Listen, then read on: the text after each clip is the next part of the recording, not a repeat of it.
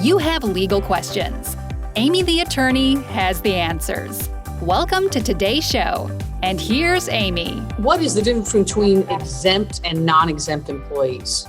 So, those are big words for I'm entitled to overtime or I'm not entitled to overtime. So the law divides folks into two categories. Exempt means I'm exempt from overtime. In other words, the employer doesn't have to pay me my overtime. Non-exempt means I get paid overtime. Okay. And we haven't really gone too much into this. You're licensed, obviously, in Kansas and Missouri. Are the laws similar in those states? Is it one law that's overreaching both, or is it specific to the state? That's a great question. So typically when we bring these cases, we're bringing it under what's called the Fair Labor Standards Act, which is a federal law. And so it applies the same in Missouri and in Kansas. And we have to bring those cases in federal court. Although the state of Kansas and the state of Missouri also have their own, what I would call little FLSA, little Fair Labor Standards Act statutes. And so sometimes there may be strategic reasons to bring it under the state law instead of the federal law. But essentially, that's something that you would be talking to your clients about, how you're going to bring the case, et cetera. Absolutely. And if a client's interested in learning more, the FLSA, the Fair Labor Standards Act, is the place to start. The state laws may be slightly different, but they really are modeled after the federal law. I'm going to ask you another question. What is the FLSA exempt test? Okay, that's a great question. It gets a little complicated because there's more than one. Okay. So there are different exemptions under the FLSA. There is a professional exemption. So people like doctors, lawyers, teachers, those folks are exempted.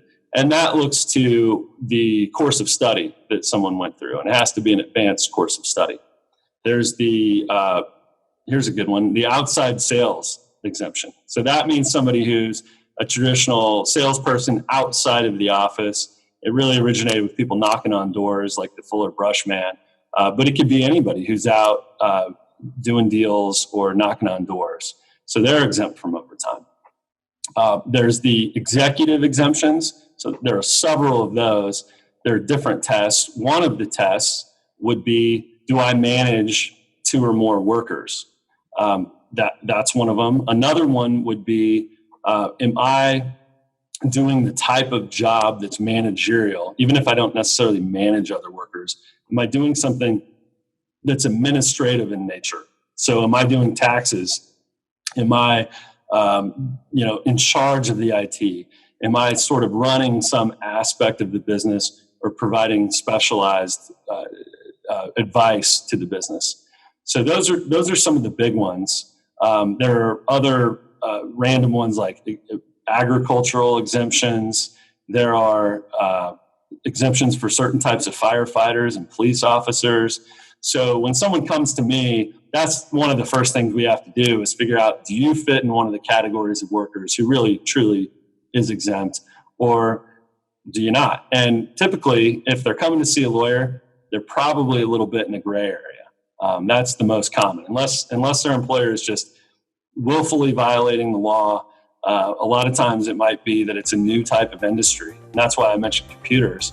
They haven't been around forever. And so figuring out who's exempt and who's not is something that hasn't been fully vetted with courts and juries.